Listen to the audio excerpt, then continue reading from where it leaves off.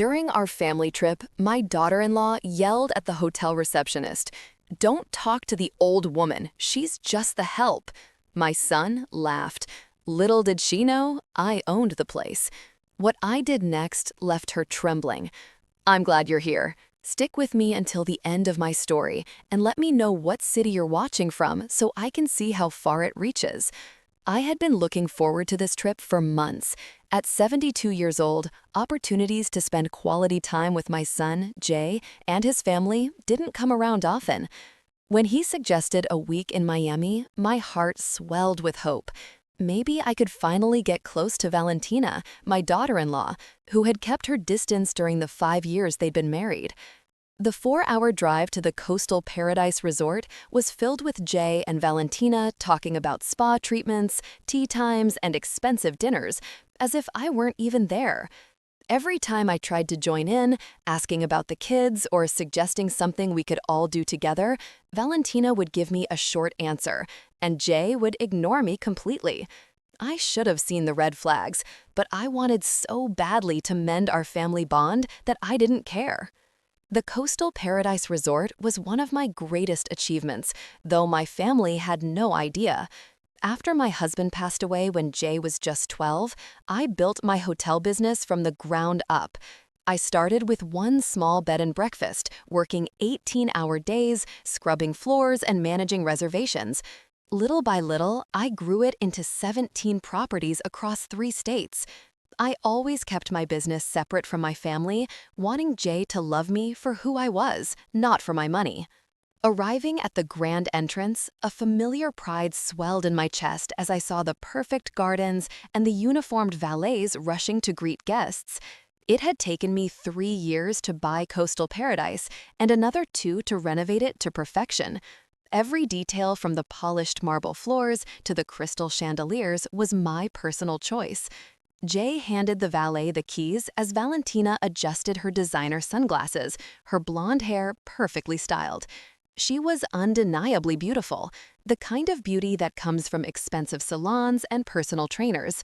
At 35 years old, 20 years younger than Jay, she made sure no one forgot it. "Remember," she told him as we approached the doors, "I want the penthouse suite. I don't care what they say about availability, just make it happen." Jay nodded without hesitation.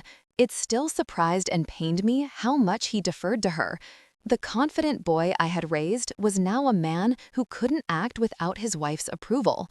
We entered the elegant lobby, and I couldn't help but smile at the familiar buzz of activity. Jasmine, the front desk manager, looked up and her eyes widened when she saw me, but I gave a slight shake of my head. I wasn't ready for them to know who I really was. "Good afternoon," Jasmine said warmly but professionally. "Welcome to the Coastal Paradise Resort. How can I help you?" "Reservation under Carter," Jay replied. "We should have the penthouse suite." Jasmine's fingers flew across the keyboard as she checked. "Here is your reservation, Mr. Carter. It's confirmed for our Coastal Paradise Deluxe Suite, but the penthouse is booked for your entire stay." I watched Valentina's face harden, her jaw tightening and her eyes glinting with irritation beneath her flawless makeup. "That's unacceptable," she snapped. "Do you know who we are? I specifically requested the penthouse when we made this reservation." Jasmine remained calm, though her shoulders tensed slightly. "I apologize for any misunderstanding, Mrs. Carter. The deluxe suite is lovely and it has a private balcony." "I don't want to hear about some second-rate room," Valentina interrupted, raising her voice enough to make other guests turn and stare. "I want the penthouse, and I want it now." I took a step forward, hoping to de-escalate the situation. "Valentina, maybe we could—" But before I could finish, she spun on me, her face contorted with fury. "Don't you dare speak," she shouted, her voice echoing off the marble floors. "Jasmine, or whatever your name is, just ignore whatever this old woman says. She's not important. She's just the help we brought with us." The conversations in the lobby stopped. My cheeks burned as the humiliation washed over me. But she wasn't done. "Don't talk to the old woman," she shrieked, pointing at me as if I were a piece of garbage.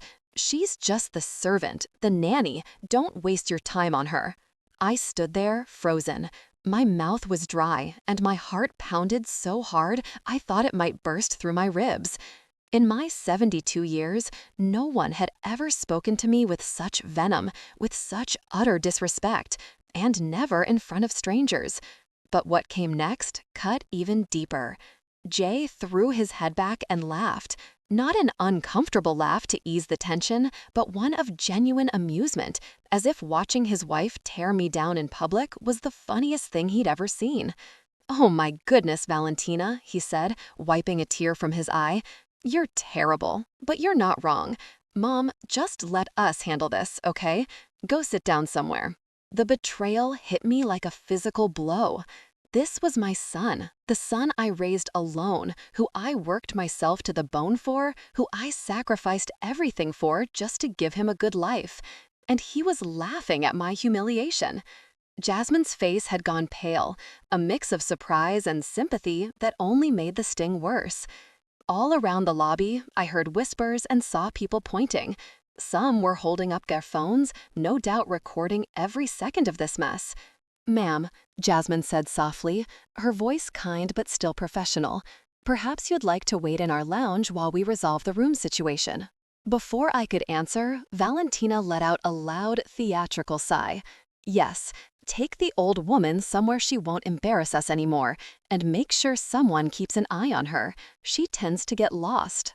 Jay laughed again.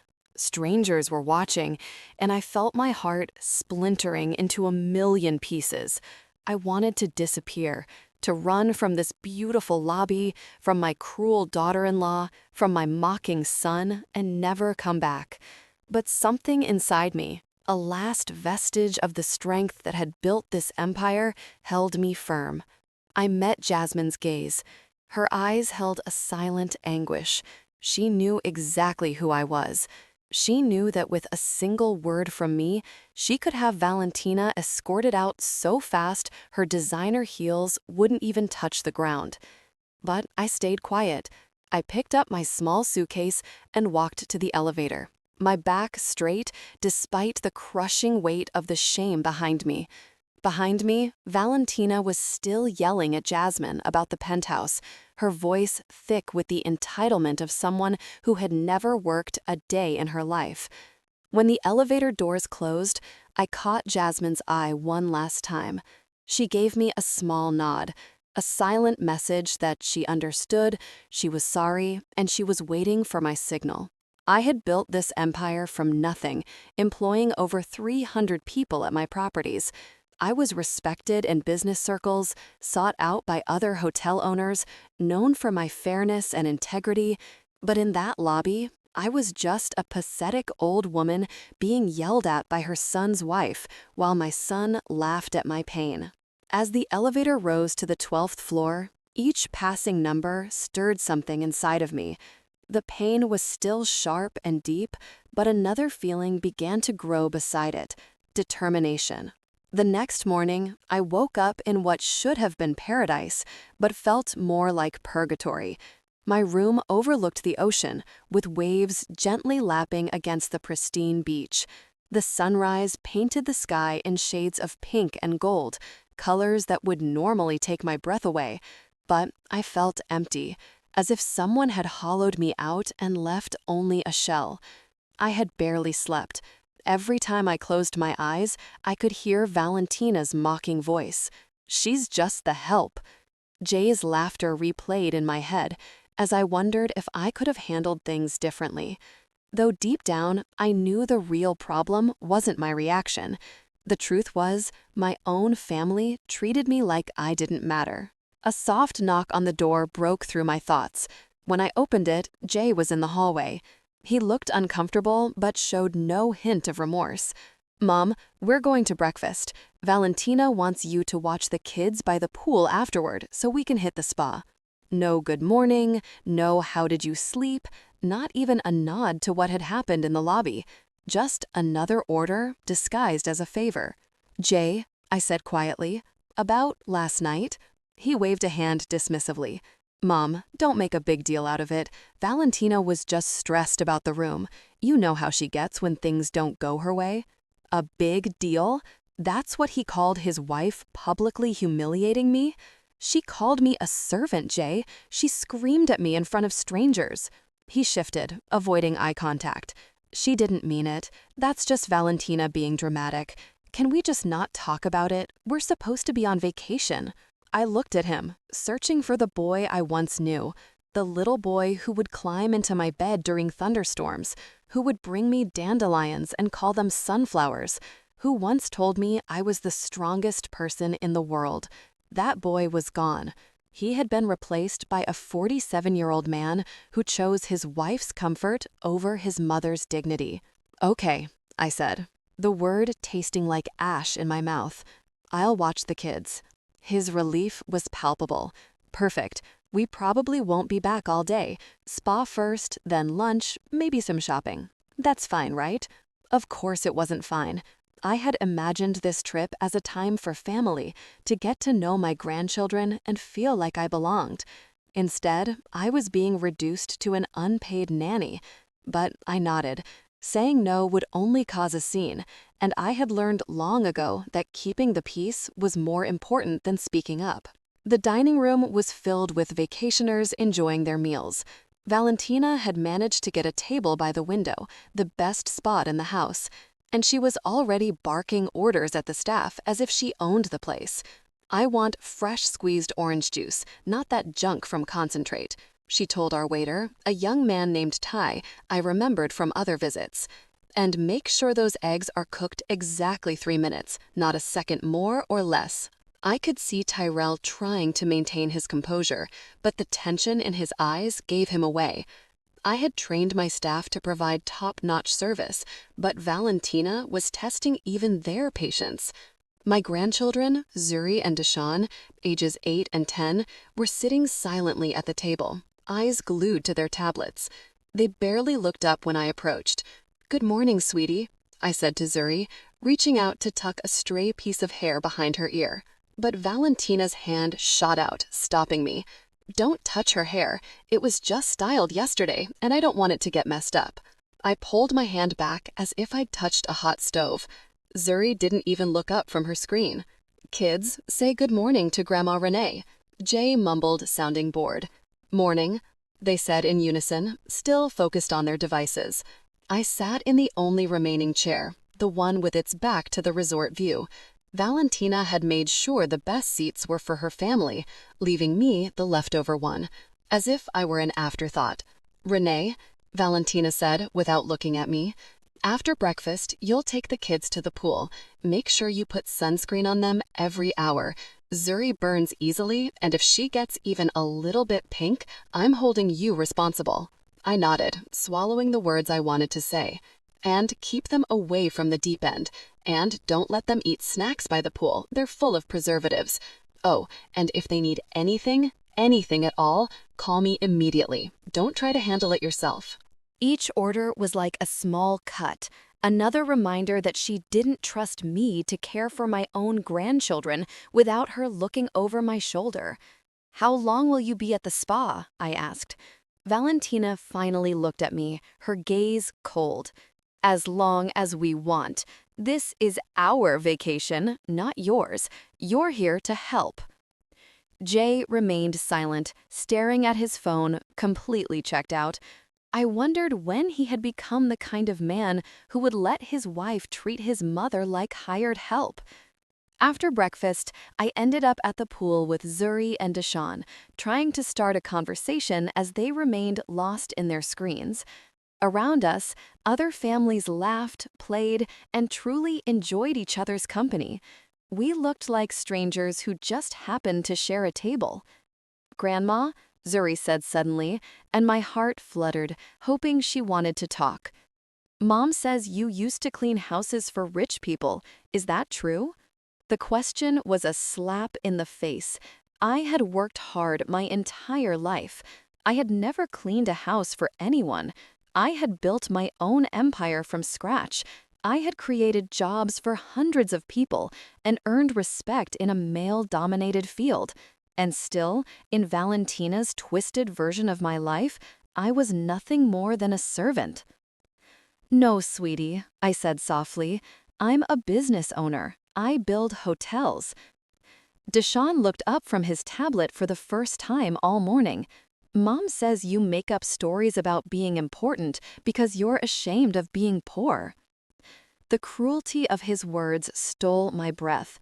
Valentina hadn't just humiliated me in public, she had also been poisoning my grandchildren against me, filling their heads with lies so they would see me as a pathetic, delusional woman.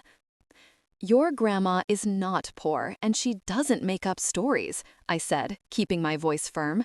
Zuri just shrugged. That's what Mom says. She says you live in a tiny apartment and pretend you're rich to make yourself feel better. In reality, I lived in a penthouse overlooking the bay that was worth more than most people's entire net worth. But my grandchildren thought I was a pathetic old woman living in squalor and lying about my life. For the next 6 hours, I sat by that pool, watching children who barely looked at me while their parents enjoyed themselves at my expense. Other guests would chat with me now and then, and I would respond with short, polite answers, all while feeling more and more empty with each passing minute. When Jay and Valentina finally returned, they were radiant after spa treatments and an expensive lunch. Valentina's nails were freshly done, her hair perfect. She looked like someone who had spent the day being pampered, and she had, at a spa I owned, with services I was ultimately paying for. "How are the kids?" Jay asked, without looking up from his phone. "They were fine," I replied. Because what else could I say? That they thought I was a liar and a servant? That their mother had deliberately destroyed any chance of a real connection between us? "Good," Valentina said dismissively. "You can watch them again tomorrow. We have golf in the morning and lunch with some friends we met at the spa." I watched my son nod along to her plans without asking if I cared, without thinking that maybe I wanted to spend my vacation doing something other than free childcare. That night, sitting alone in my room, overlooking the ocean I had worked so hard to make my own, I finally saw the truth. This wasn't a family vacation. It was a business trip where I had been cast in the role of the help. Except instead of being paid, I was footing the bill for the privilege of being treated like trash. But as I sat in the dark, listening to the waves crash against the shore, something inside me started to shift. The pain was still there, deeper than ever, but now it was joined by something else, pure, sharp anger. Anger at being taken for granted, at the lies, at being treated like I was nothing when I had built everything. As of tomorrow, I decided things were going to change. The third day of our vacation started just like the first two, with Valentina dictating my to-do list while Jay sat by, nodding along like a compliant assistant. This time, they had a day trip planned to a nearby wine country, and I was to stay with the kids. "Make sure they have lunch at exactly noon," Valentina said, carefully applying lipstick as if performing delicate surgery. "And Zuri gets cranking when her sugar drops, so have the granola bars I packed ready." I wanted to remind her that I had already raised one child, that I knew how to take care of kids, but I'd learned that standing up for myself only led to longer lectures and more subtle put-downs. "We'll probably be back around 6, Jay added, without looking up from his phone. "Maybe later if traffic's bad." As they got ready to leave, I overheard Valentina on the phone using that fake, syrupy sweet tone she used when she thought she was being clever. "No, we can't do dinner again tonight. I'm stuck with the kids. I know it's ridiculous, but it's just for a few more days. Trust me, once this is all sorted out, we won't have to deal with this anymore." A chill ran down my spine. The way she said, "once this is all sorted out," didn't sound like she was just talking about the vacation ending. After they left, I took the children to the hotel's Kids Club, a program I had created myself to give families more flexibility during their stay. The counselors were amazing with Zuri and Deshaun, and for the first time since we'd arrived, I saw them laugh and play with other kids their age. With a few hours to myself, I walked around the property. It had been years since I had seen my hotel from a guest's perspective instead of an owner's, and I wanted to get a real feel for how things were going. That's when I overheard the conversation that changed everything.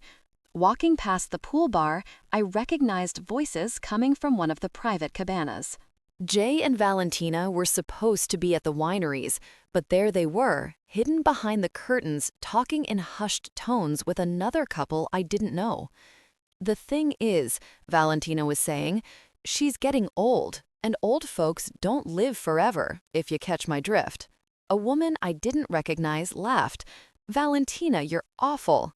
I'm just being practical, Valentina responded. Jay's an only child, so we're going to get everything eventually. The only question is, how long will we have to wait? My stomach dropped. I moved closer, hiding behind a large palm tree. And what about Mrs. Renee? The unknown man asked. Doesn't she have any money of her own? Then I heard my son's voice, the voice I had once trusted completely. My mom? Nah, she's poor as a church mouse. She lives in a little apartment scraping by on Social Security. I've been helping her out for years. The lies flowed from his mouth so smoothly, I wondered how long he had been making them up. I lived in a $5 million penthouse, earning more each month from my investments than most people made in a year. But in Jay's twisted version of the story, I was a burden he'd generously supported. That's why this trip is so annoying, Valentina continued. We have to drag her everywhere because she can't afford anything on her own. It's like having a pathetic pet you can't get rid of. The other woman made a sound of pity. How awful for you. And I bet she thinks you'll take care of her when she gets really old and sick. Over my dead body, Valentina said with a malicious laugh. As soon as she needs any real care, she's going straight into a government-run home. I'm not turning my house into a retirement home for some useless old woman. I leaned against the palm tree to keep my balance. They weren't just talking about letting me die naturally. They were planning to get rid of me the moment I became an inconvenience.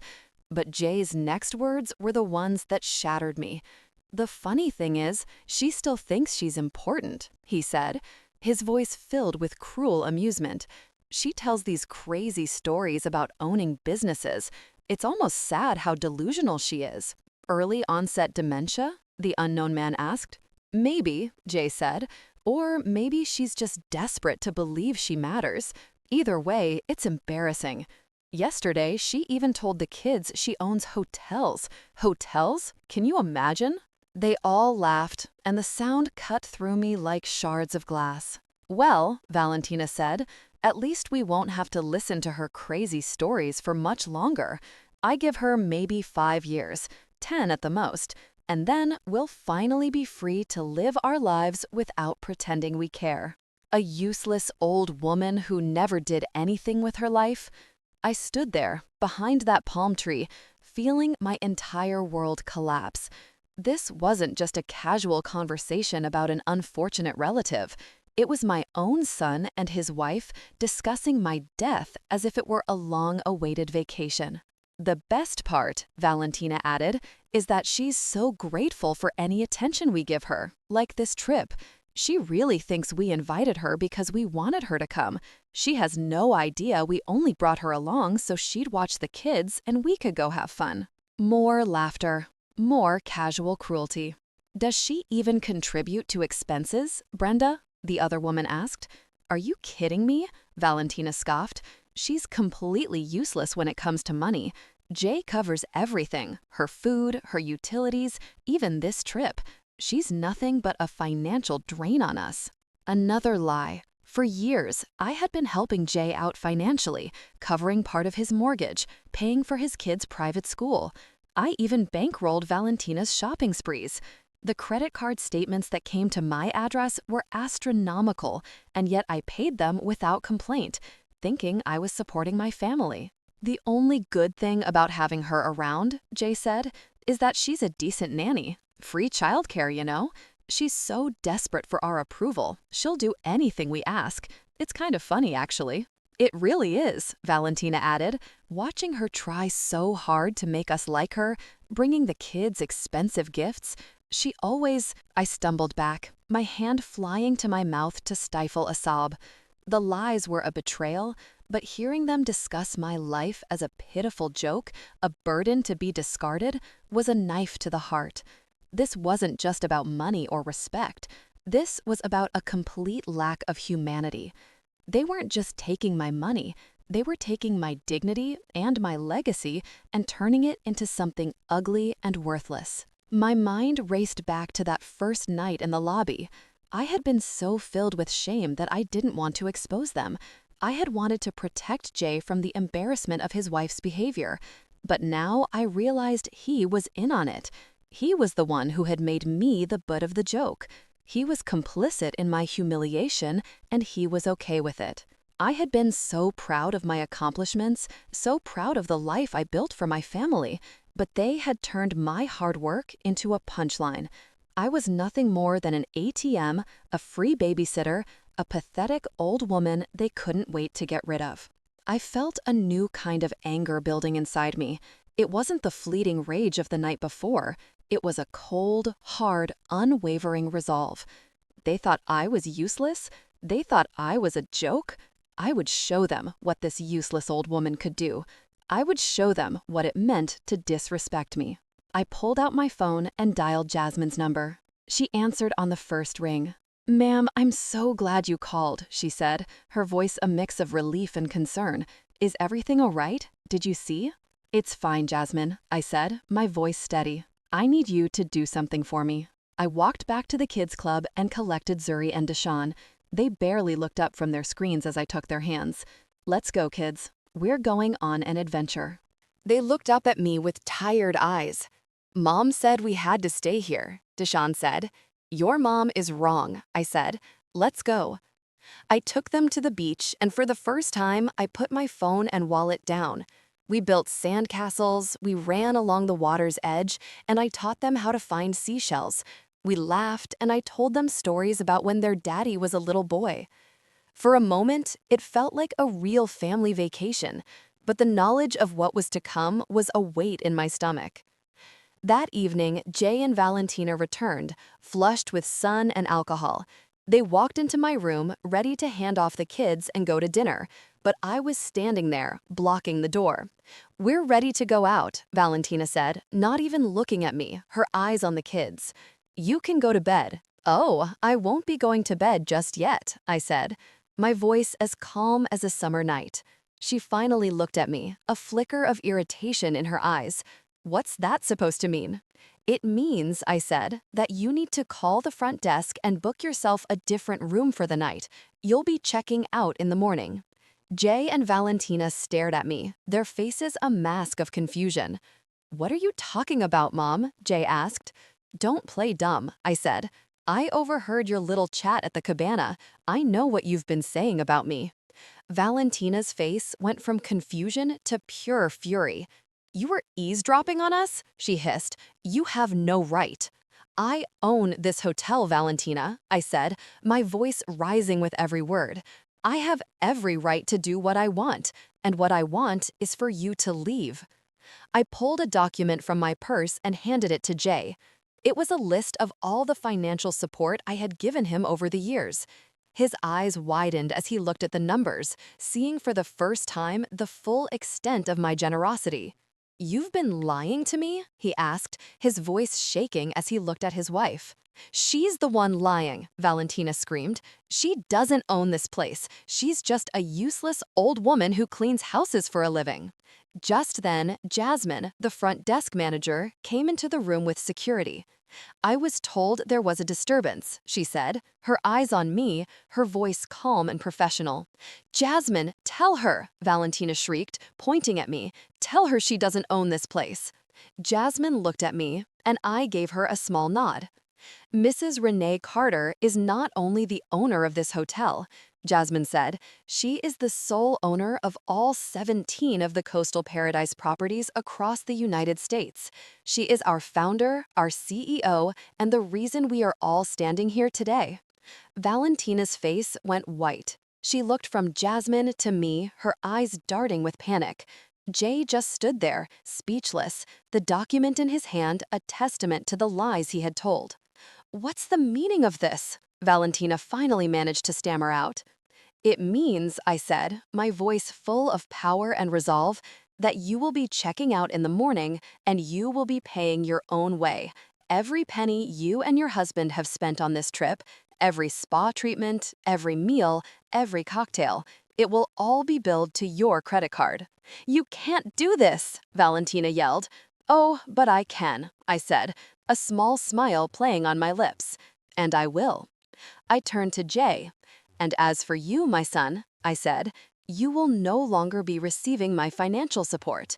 The mortgage payments stop, the school tuition stops. You're on your own." Jay's face fell. "Mom, please, we can talk about this." "There's nothing to talk about, Jay," I said. "You made your choice. You chose to laugh at your own mother's humiliation. You chose to lie about me to your children. You made your bed. Now you have to lie in it." He and Valentina looked at each other, their faces filled with a mix of shock and betrayal. They had thought they had me right where they wanted me, but they had underestimated me. They had no idea that the useless old woman they mocked was the one who held all the cards. That night, for the first time in years, I slept soundly. I went to bed knowing I was loved and respected, and every morning I woke up excited for the day ahead. It took me far too long to learn that being alone isn't the same as feeling lonely, and that sometimes the family you choose is stronger than the one you're born into. Jay and Valentina thought they were teaching me a lesson when they shamed me in that hotel lobby. They were right about one thing. I did learn something. That week, I learned that I am worth fighting for, even if I have to be the one to do the fighting. And that changed everything. The story we have told is fictional, but is based on some real events. The names and places have been changed to protect the identity of those involved. We're not sharing this to pass judgment, but in the hope that someone listens and pauses to think, how many mothers are suffering in silence inside their own homes? I'm so curious, if you were in my place, what would you do? Would you choose to stay silent to keep the peace? Or would you dare to face it all to get your voice back? I want to know what you think, because every story is a candle that can light the way for someone else. God always blesses.